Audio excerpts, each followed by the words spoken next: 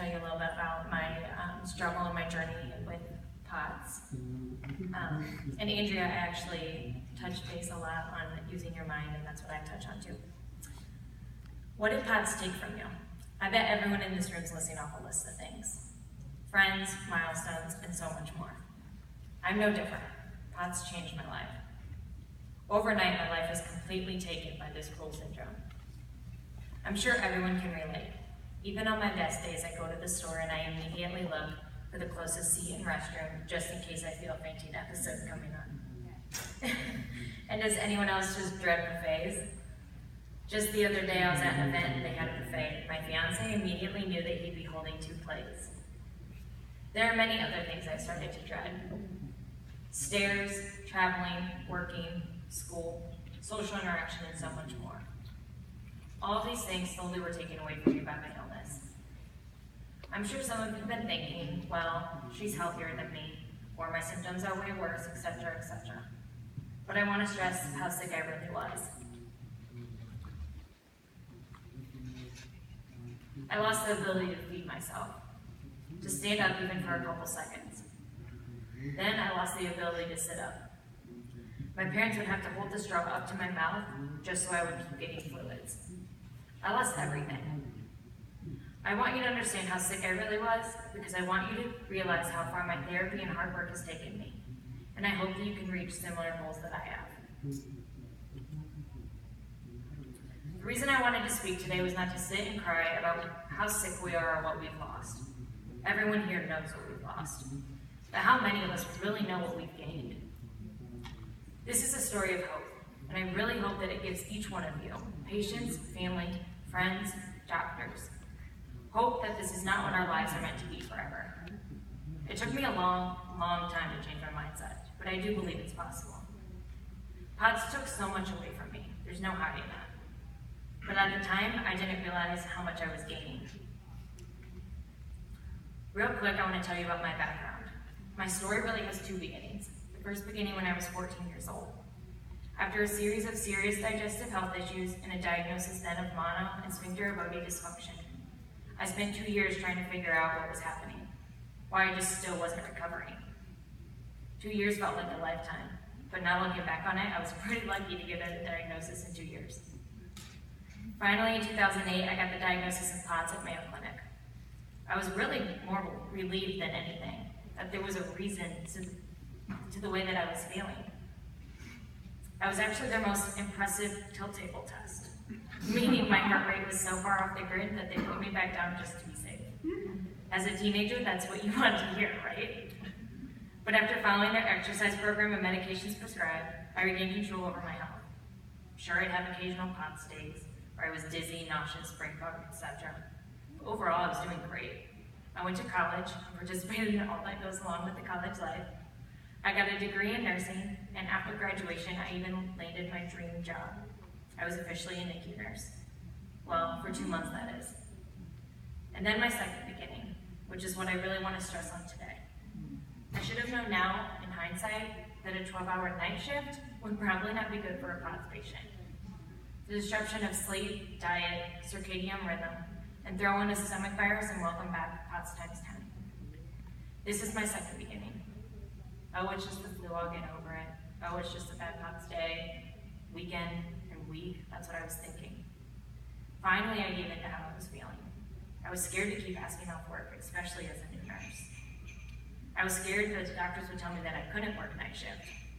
And I was really scared to give in to what I already knew, that my POTS was back, but this time full force. I couldn't walk.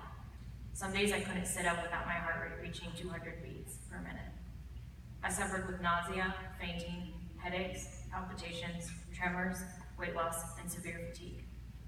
I was referred back to Mayo Clinic, but this time in a wheelchair. After several tests, I was sat down and again told, "You're the classic POTS patient." I knew this. I felt defeated. Will this be my life forever? A constant battle with my physical and mental health? I broke down again. I wanted to work. I wanted to be a wife and a mom someday. I wanted to run, go out with my friends, celebrate birthdays and other occasions. I wanted to simply live.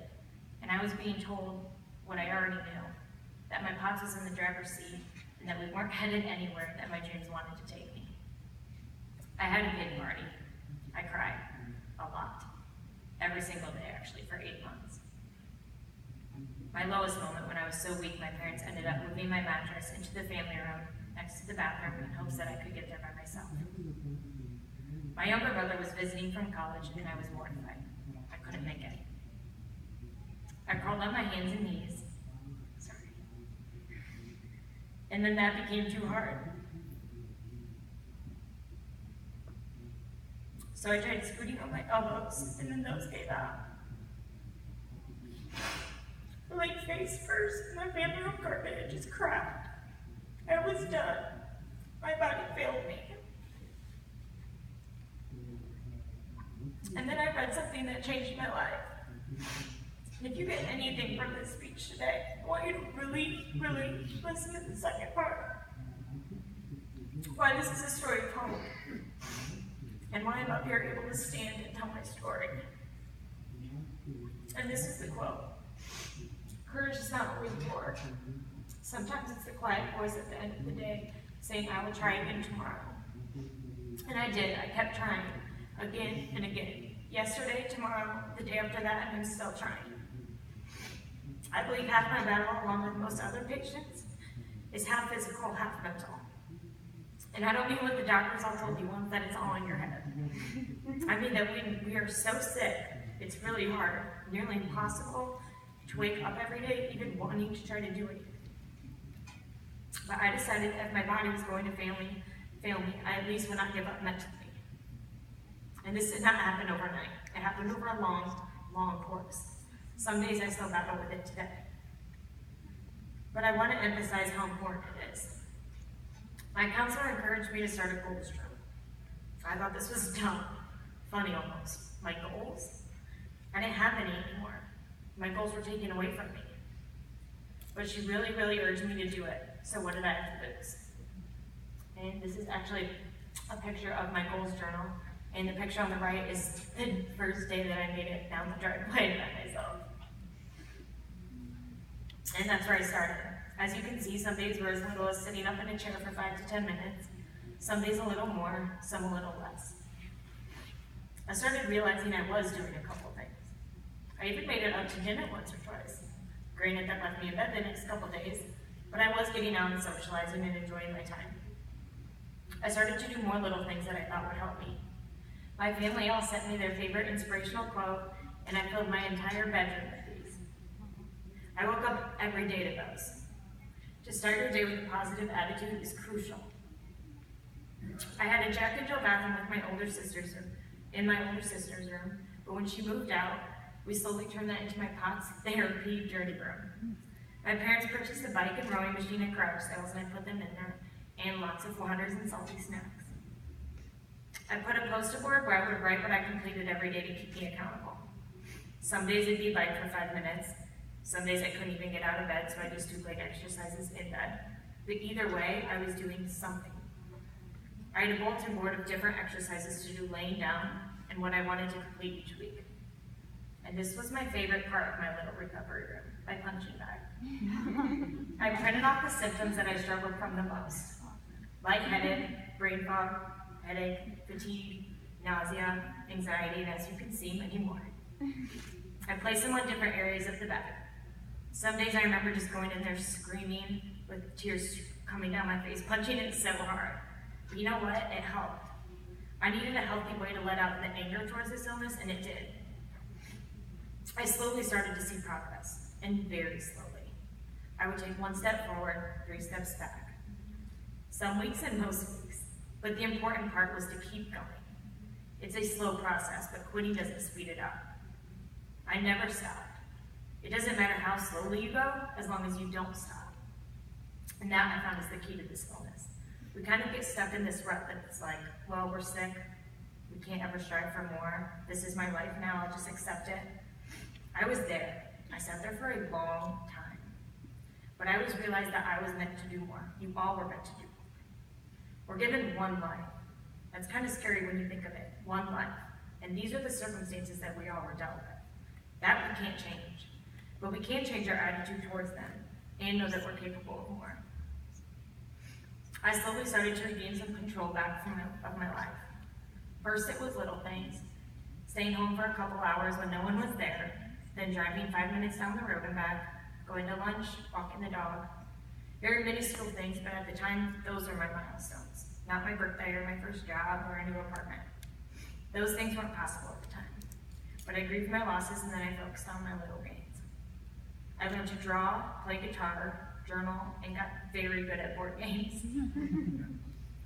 Slowly but surely, my little gains turned into big gains. I drive, although if I'm having a very bad POTS day, I don't.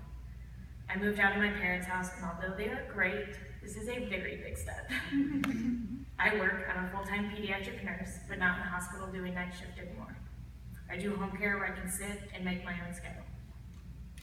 I'm a better nurse because of being the patient so many times. We all learn patience, pain, and determination at such a young age compared to most. We're actually pretty lucky if you look at it. Share it. That's how I figured out how to share money. I regained aspects back of my life I never knew I would get again. I went from not being able to sit up to completing several 5Ks, and I will be walking down the aisle in just 2 months. As all of us know, POTS doesn't just go away. I do still have some bad days. Just the other day, my fiance had to pretty much hold my head up because I was so weak from a long work day. But I found someone that makes it work. He knows he's in charge of breakfast because this POTS used to feel worse in the morning. He knows after I do a long workout, I need to lay down and have salty snacks. And if I hear one more time, Jordan, the shower's too hot, you don't want to feel bad all day. But what I'm stressing is that you do find a new normal. Everyone can do it, no matter how sick you are. You surround yourself with people who understand, or who want to understand, who are patient, optimistic, and unconditional. Not only my efforts got me here. I would not be here without my support of friends and family. Also to my biggest supporter, my mom, happy birthday today. The days that you don't want to get out of bed, do it for them. And lastly, and most importantly, I was inspired by you guys to be up here. I do not do public speaking, as you can see, especially speaking about something so emotional. But you are who gave me the courage to be here. Looking out today, I see so many Jordans. I was you, just last year. And I had someone up here talk to me like I am to you today, and it gave me hope, something us Podsies don't get too often. My hope for you all is that you don't let your illness define you, but that you let your strength and your courage define you. I'm thankful for my struggle because without it, I wouldn't have stumbled across this strength. Owning our story and loving ourselves through it is the bravest thing that we'll ever do. So stay strong because your guys' story is enough.